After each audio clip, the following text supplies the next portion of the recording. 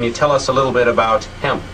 Hemp stands for Help Eliminate Marijuana Prohibition, and its feelings are this, that hemp is the most useful plant on earth, and that anybody that's ever read a dictionary or an encyclopedia of the history of the world would be a total idiot to outlaw any use of hemp. Hemp is the #1 paper source on earth. There's no more need for cutting down trees with hemp. Hemp made all our paper until 1883. It was predicted in 1916 it would make all of our paper. And with only 1/5 to 1/7 the chemicals, and not nearly as dangerous chemicals as in wood pulp. And you could grow in Nebraska here enough to replace all those, well, what used to be Michigan and Wisconsin and Minnesota forests. It makes all the fiber. It's the softest, warmest, longest, strongest natural fiber on earth. It's softer than cotton, warmer than cotton, longer lasting cotton. And it's the only it's the only plant on earth that needs no fertilizers, no chemicals to make it grow. It'll grow in any soil condition better than anything else you can grow on earth, and it doesn't despoil the land. It is the #1 protein source on earth. It is the #1 essential fatty acid, which is your immune system. It makes your immune system work better than any other way you can have it work on earth. And it's the #1 way to get rid of the cholesterol in your heart from the seed of the plant, that it'll dissolve the cholesterol in your heart. No other way even works a fraction as good. In fact, the outlawing of hemp is the stupidest, most ignorant thing the human race has ever done. And I dare anybody to refute or dispute any words I say. We have a $10,000 challenge from our organization for anybody to refute the words. That it's the #1 way to make fuel. No more coal, no more oil, no more natural gas. All you need to do to make fuel is to, through pyrolysis, turn it into methane, methanol, or catalyze it back into gasoline. And all of the carbon dioxide you put up in the atmosphere this year will come out again next year. As you burn fossil fuels, everything you put up stays up for 1,000,000 years. So your organization then is as dedicated to promoting these ideas about hemp then. Are you actually promoting the smoking of marijuana? Absolutely. You live longer if you smoke marijuana every day than if you do no drugs at all by 1.5 years. And you live 8 to 24 years longer than people that use alcohol and tobacco.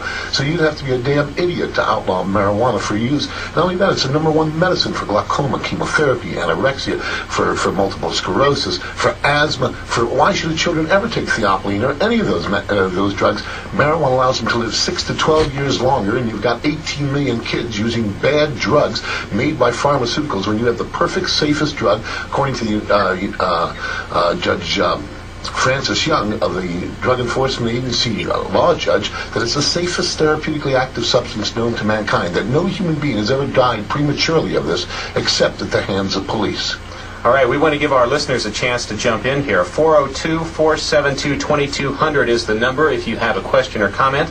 402-472-2200, and you can call collect. Mrs. Kurtz, in your opinion, how much of a problem do we have here in Nebraska with marijuana? Well, we have a severe problem, just like we do all across the United States. But I would like to say that I would be one of those who would go against the grain of what Mr. Herrera has said.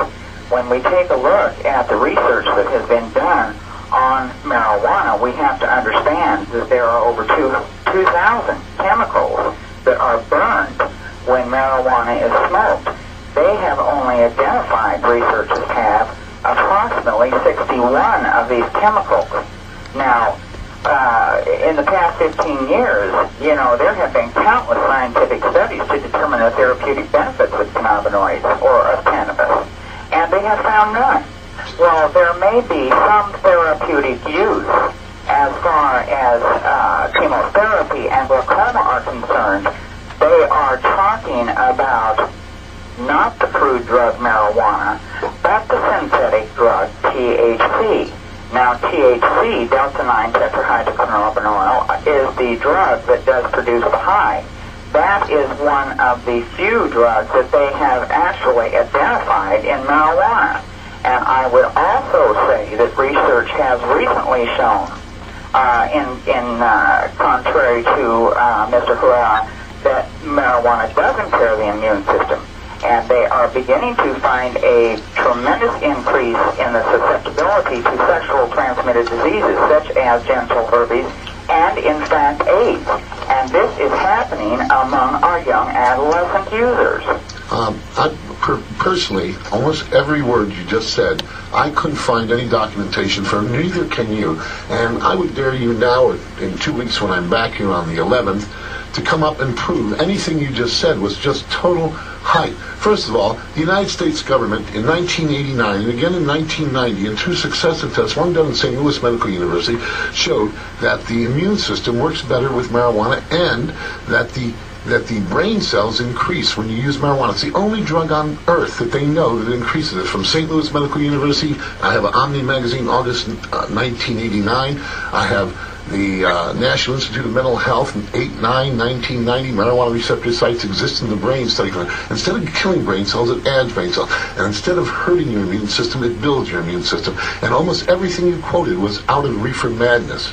And I'm not putting you down, Mrs. Kurtz, but I'm telling you that none of that stuff could hold scientific weight in this country. And yes, it is the most beneficial drug for cancer chemotherapy, anorexia, glaucoma, for multiple sclerosis, for asthma. It is incredibly evil to outlaw marijuana for anybody who, of the 20 million people who would have benefited and extend their lives incredibly over anything you can give them. And let me just finish. You said the doctors said that they would recommend the THC synthetic. Well, doctors at Harvard just did that study about 3 months ago, and they came up with 44% of the doctors said that they would give marijuana, and 48% that they would give crude drug marijuana right then and there as their first drug, because the drug that they use, that synthetic THC produced by Lilly, Nabilone and Marinol, that it only has had a 13% success rate,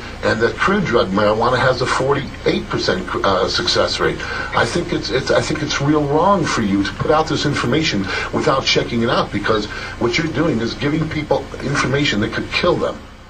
I just want to say that as the #1 paper source on Earth, and without any doubt of being, the United States Department of Agriculture did these studies, as the #1 paper source without ever cutting down another tree, and to grow here in Nebraska and Iowa and Kansas and Illinois and Indiana, would make the Earth completely viable to return all the carbon dioxide excess, the 2 to 9 degrees greenhouse effect increase in temperature we're going to have over the next 50 to 75 years, back to theoretically normal, because we leave the trees in the ground. There's nothing you can build on a house or run any car that you can't run better and cheaper and natural on cannabis.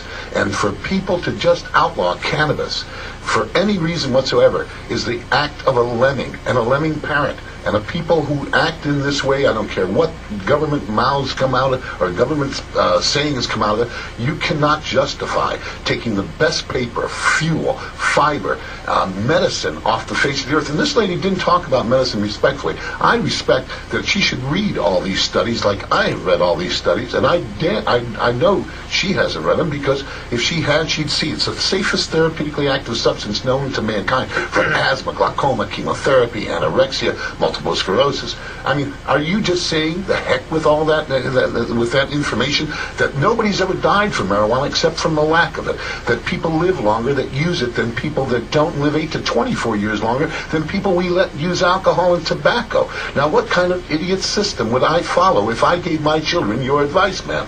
Well, I'd like to ask you, how do you account for those people who have been killed in boating accidents or crashes, whatever, vehicle, etc.? Well, I would love to answer. Look, throughout history and throughout all the studies of the '69, through the Crancer studies, through all the American studies, without refutation that I know of, and through hundreds of these studies, that people drove safer when they were driving on pot than those people that were doing no drugs at all, and they were driving 100 times safer than people on alcohol. They missed their freeway exits more often, I'm told, but that's about it. And instead of going like this, wow, I missed my freeway exit, they went, wow, and went off at the next exit. That's about the only negative thing, is people weren't willing to kill three lanes over to get off their freeway in time. But ma'am, they drove safer and better than people that did no drugs at all. And that's the facts. And if you go out and survey a college audience and ask them to raise their hands, how many people have had accidents straight, how many people have accidents stoned, and how many people have smoked marijuana, and how many people have ever had an accident with marijuana, you would find virtually to none, to 1 or 2, less than 1%